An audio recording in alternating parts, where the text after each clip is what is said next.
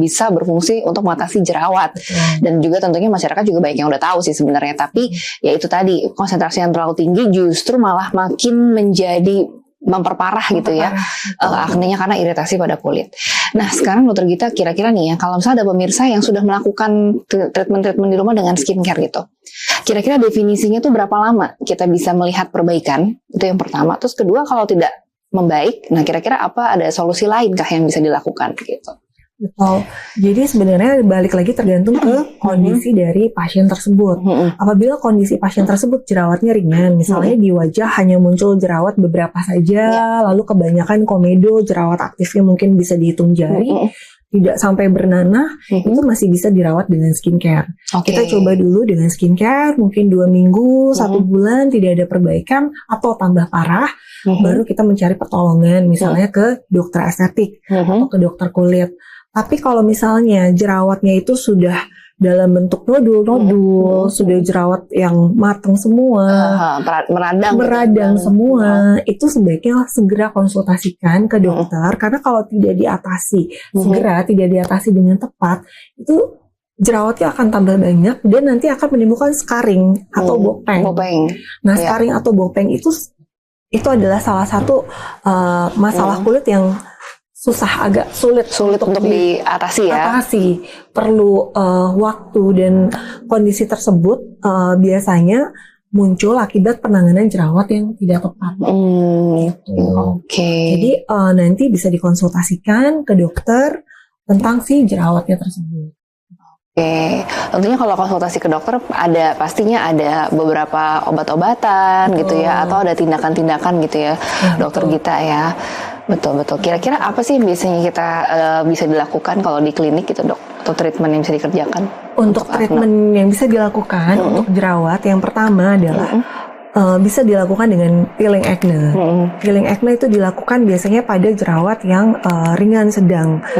Pada jerawat-jerawat yang memang benar-benar parah kondisinya, yang benar-benar radang semua, biasa kita lakukan penyuntikan injeksi acne dulu untuk mengurangi peradangan pada acnenya. Setelah itu biasanya untuk jerawat-jerawat yang berat bisa digunakan konsumsi obat oral. Biasanya diresepkan antibiotik ataupun diresepkan obat, contohnya seperti vitamin A, fungsinya untuk mengontrol sebum yang berlebih.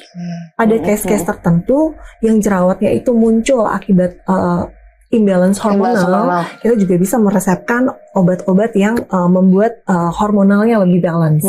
Jadi nggak hanya dari skincare dan perawatan luar, bisa juga diresepkan dari obat yang diminum.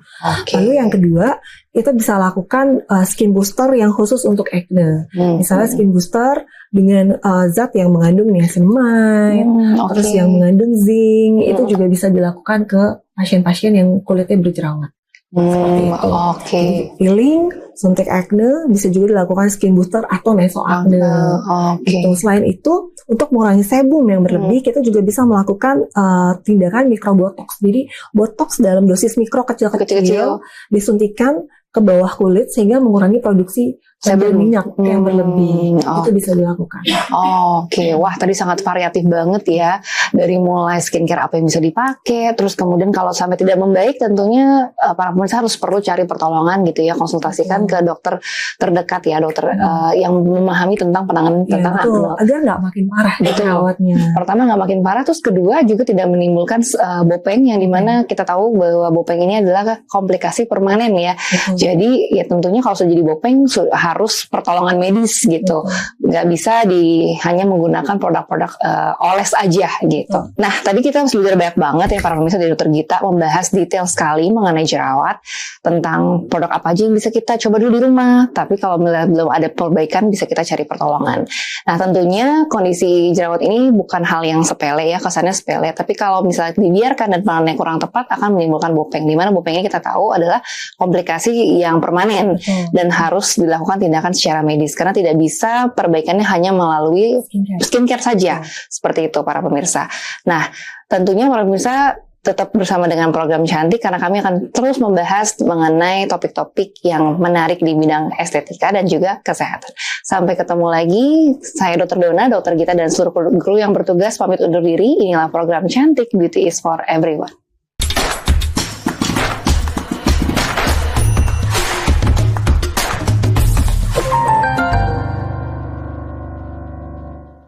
Mengupas topik hangat bersama tim redaksi BeritaNasional.com dalam sepekan, baik seputar politik, ekonomi, hukum, maupun olahraga. Saksikan BeritaNasional.com hanya di Berita Nasional TV.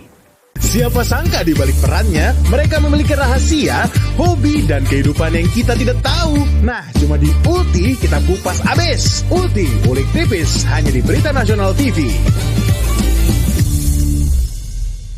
Mulai dari film drama, horor, hingga aksi. Kita salah apa? Rekomendasi film jadul hingga terupdate juga ada di sini. Mau lihat keseruan para aktor di gala premier? Semua ada di Bapil, Bahas Film. Setiap hari Senin, Rabu, dan Jumat. Pukul 20.30 waktu Indonesia Barat, hanya di Berita Nasional TV.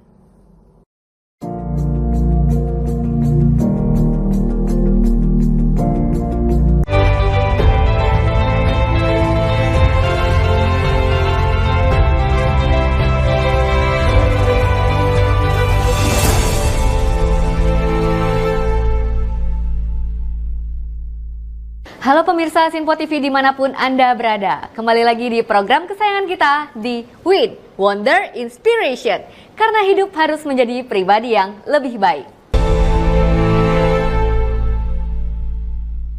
Bersama dengan saya Patricia Andreas, 1 jam ke depan saya akan menemani Anda dengan inspirasi-inspirasi yang menarik dan juga bermanfaat untuk kita semuanya. Dan hari ini saya tidak sendiri pemirsa, karena saya telah ditemani oleh 2 rekan panelis saya yang sudah hadir di studio Sinpo TV. Langsung saja, inilah Pak Randi Tunggeleng dan juga Pak Erlando. Selamat pagi Pak. Selamat pagi. Selamat pagi. Apa kabarnya ini? Baik, Bapak-bapak tentunya luar panelis? biasa. Luar biasa ya. Sudah siap mendengarkan inspirasi kita hari ini? Siap.